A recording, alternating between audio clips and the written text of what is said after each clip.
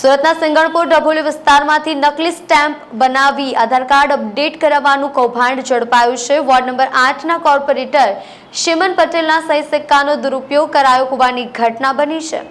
સુરતમાં ડુપ્લિકેટ ચીજવસ્તુઓ સતત મળતી રહી છે, ત્યારે હવે કોર્પોરેટના નકલી સહી સિક્કા બનાવીને આચરવામાં આવતા કૌભાંડનો પર્દાફાશ થયો છે। સિંગણપુર ડભોલી વિસ્તારમાં નકલી સ્ટેમ્પ બનાવી આધાર કાર્ડ અપડેટ કરવાનું કૌભાંડ ઝડપાયું છે। આધાર કાર્ડમાં એડ્રેસ બદલવા અપડેટ કરવા માટે કોર્પોરેટર નકલી સહી સિક્કા બનાવી કૌભાંડ આચરનારને ઝડપી લેવામાં આવ્યો છે। તપાસ દરમિયાન માત્ર સુરત જ નહીં પરંતુ મધ્યપ્રદેશના સરનામાના પણ આધાર કાર્ડ માટે બોગસ સહી સિક્કા વાપરવામાં આવ્યા હોય તેમ જાણવા મળ્યું છે। ડભોલી ખાતે રહેતા સુરત મહાનગરપાલિકાના કોર્પોરેટર ચિમન પટેલના નામના સહી સિક્કા અને નકલી સ્ટેમ્પ બનાવીને આધાર કાર્ડમાં સરનામું બદલવાનો ગોરખ ધંધો ધમધમી રહ્યો હોવાનો ઘસવોટ થયો છે। અખંડાનંદ કોલેજ પાસે કોમન સર્વિસ સેન્ટરમાં સંચાલક હિમાંશુ કુશવાહા દ્વારા કોર્પોરેટર ચિમન પટેલની જાણ બહાર તેમની સહી સિક્કાનો નમૂનો મેળવીને બોગસ સ્ટેમ્પ બનાવવામાં આવ્યા હતા, જેનો ઉપયોગ આધાર કાર્ડમાં સરનામું બદલવા માટે કરવામાં આવતો હતો।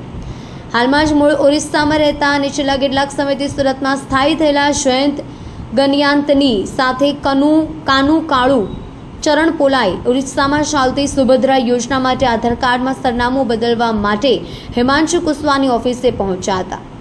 હિમાંશુ કુશવાહા દ્વારા સ્થાનિક કોર્પોરેટર ચિમન પટેલના બોગસ સ્ટેમ્પ બનાવીને આધાર કાર્ડ અપડેટ કરવા આપવા સમગ્ર ઘટના અંગેની જાણ ચિમન પટેલને થવા પામી હતી, જેને પગલે કોર્પોરેટર ચિમન પટેલ દ્વારા સિંગણપુર પોલીસ મથકમાં આરોપી હિમાંશુ કુશવાહા વિરુદ્ધ ફરિયાદ દાખલ કરવામાં આવી છે। પોલીસ દ્વારા આરોપી દ્વારા અન્ય કેટલાક નાગરિકોને આધાર કાર્ડ અપડેટ કરવામાં આવ્યા છે, તે દિશામાં તપાસના ચક્રો ગતિમાન કરવામાં આવ્યા છે।